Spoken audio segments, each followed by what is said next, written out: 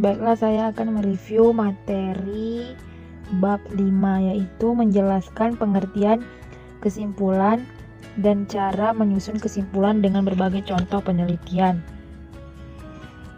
Kesimpulan dimaksud untuk membantu pembaca memahami mengapa penelitian kamu penting bagi mereka, calon pembaca. Kesimpulan bukan hanya ringkasan dari topik utama yang dibahas atau pernyataan ulang dari masalah penelitianmu, tetapi juga sebuah sintesis dari poin-poin utama. Untuk sebagian besar makalah penelitian tingkat perguruan tinggi, 1 atau 2 paragraf yang dikembangkan cukup untuk kesimpulan, meskipun dalam beberapa kasus 3 atau lebih paragraf mungkin diperlukan. KKBI mendefinisikan bahwa kesimpulan adalah sebuah keputusan yang didapatkan berdasarkan cara berpikir deduktif atau induktif dari sebuah pembahasan atau gagasan tertentu. Cara menyusun kesimpulan penelitian yaitu mengutamakan ulang topik dan masalah penelitian. 2. Meringkas poin-poin penting dalam penelitian. Yang ketiga, paparkan implikasi dan saran untuk penelitian selanjutnya. Yang selanjutnya menjelaskan implikasi penelitian dan contoh. Implikasi hasil dari kebijakan. Yang pertama itu implikasi teoritis. Implikasi metode pembelajaran yang tepat dapat berpengaruh terhadap pencapaian prestasi belajar siswa. Untuk pelajaran matematika, terdapat perbedaan prestasi belajar matematika antara pembelajaran yang menggunakan metode pembelajaran. Yang kedua, motivasi belajar siswa mempunyai pengaruh terhadap prestasi belajar.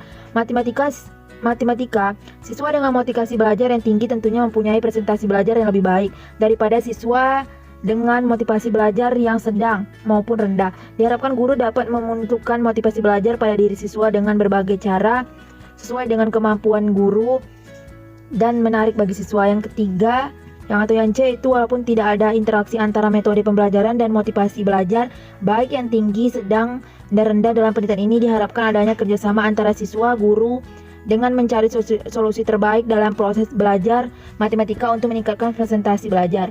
Implikasi kebijakan. Hasil penelitian ini diharapkan memberi kontribusi implikasi kebijakan kepada pihak manajemen perusahaan, institusi maupun calon investor dan juga pihak pemerintah. Implikasi ini dirasakan sangat penting karena untuk dapat mengatasi pemerintah. Implikasi dirasakan publik antara kalangan pelaku usaha dan pemerintah tentunya perlu. CSR sudah menjadi isu global yang mendapat perhatian luas dari kalangan pelaku bisnis dan dunia usaha. Selanjutnya menjelaskan fungsi, saran, penelitian, dan contoh. Adapun fungsi dari penelitian antara lain mendeskripsikan serta memberikan data atau informasi. Yang kedua, menjelaskan latar belakangnya. 3. Menyusun sebuah teori. 4. Meramalkan, mengestimasi dan memproyeksi suatu peristiwa yang akan mungkin terjadi berdasarkan dengan data-data yang sudah dikumpulkan.